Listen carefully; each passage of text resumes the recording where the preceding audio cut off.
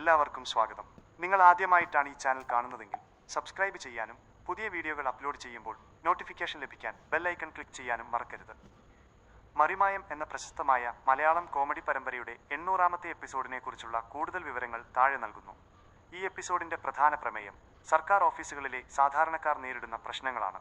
Welcome to the bureaucratic battle ground എന്ന തലക്കെട്ട് സൂചിപ്പിക്കുന്നത് പോലെ ഒരു സാധാരണക്കാരൻ ഒരു കാര്യത്തിനായി സർക്കാർ ഓഫീസുകളിൽ കയറിയിറങ്ങുമ്പോൾ ഉണ്ടാകുന്ന അനുഭവങ്ങളാണ് ഈ എപ്പിസോഡിൽ ഹാസ്യരൂപത്തിൽ അവതരിപ്പിക്കുന്നത്.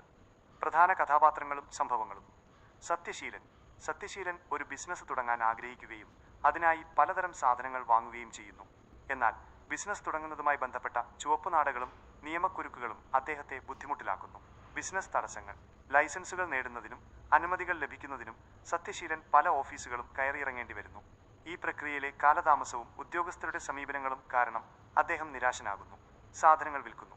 ഒടുവിൽ ബിസിനസ് തുടങ്ങാനുള്ള ശ്രമങ്ങൾ വിജയിക്കാതെ വന്നപ്പോൾ വാങ്ങിയ സാധനങ്ങൾ വിൽക്കാൻ സത്യശീലൻ നിർബന്ധിതനാകുന്നു. ഈ അവസ്ഥ അദ്ദേഹത്തിന് വലിയ നഷ്ടങ്ങൾ വരുത്തിവെക്കുന്നു. ഉദ്യോഗസ്ഥരുടെ പ്രതികരണങ്ങൾ.